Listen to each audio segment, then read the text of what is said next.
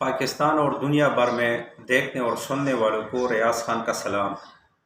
ناظرین، آج حقیقی آزادی لانگ مارچ کا دوسرا دن ہے۔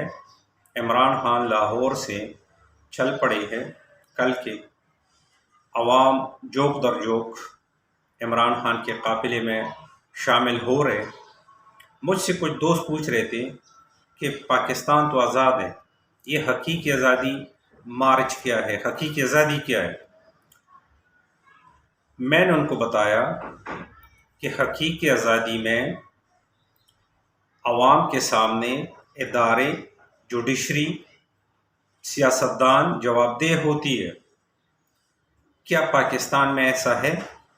میں نے کہا آپ اپنے علاقے میں کسی ایس ایچ او، کسی ایجوکیشن افسر، کسی اسسٹنٹ کمشنر، کسی بھی افسر سے آپ سوال کر سکتے ہیں، اسی وقت آپ کے اوپر FIR کاٹ کر جیل میں بند کر دیں گے کہ کار سرکار میں اس نے مداخلت کی۔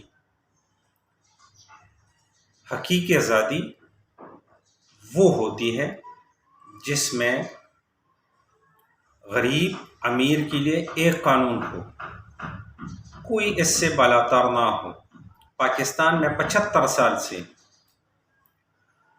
جاگیردار، سرمایہ دار، اسٹیبلشمنٹ اور سیاسی مولوی قابض ہے۔ پہلا شخص ہے جو عوام کی حقوق کی بات کرتا ہے، پہلا شخص ہے جو سب کو قانون کے نیچے لانا چاہتا ہے۔ یہی عمران خان کا گناہ ہے۔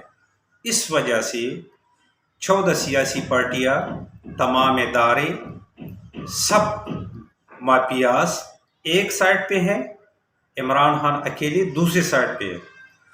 پاکستانی عوام خوش نصیب ہے کہ ایک ایسا ایماندار لیڈر ملا ہے، اور وہ پاکستانی عوام اور ان کے آنے والے نسلوں کے لیے حقیقی آزادی حاصل کرنا چاہتا ہے۔ عمران خان کو کسی بھی چیز کی کمی نہیں ہے، وہ دنیا کی کسی بھی ملک میں جا کر آرام سے اپنی زندگی گزار سکتا ہے، لیکن وہ رات دن اگر کوشش کر رہے ہیں تو پاکستانی عوام کے لیے کر رہے ہیں۔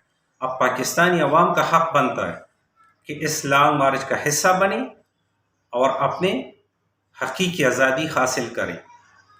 اگر یہ چانس پاکستانی عوام نے مس کیا تو غلامی پاکستانی عوام کی مقدر اگلے 50 سال تک مزید بنتی رہے گی۔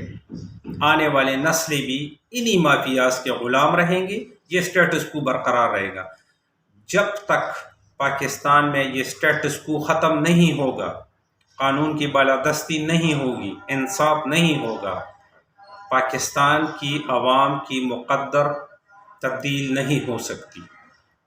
میری تمام عوام سے گزارش ہے کہ عمران خان کا ساتھ دیں اور اس حقیقی آزادی لانگ مارچ کو کامیاب بنائے اور ان مافیا سے جان چھڑائے تاکہ پاکستان ترقی کر سکے۔ اب تک کے لیے اتنا۔ اللہ تعالی ہم سب کا حامی اور ناصر ہو۔ پاکستان زندہ باد۔ اللہ حافظ۔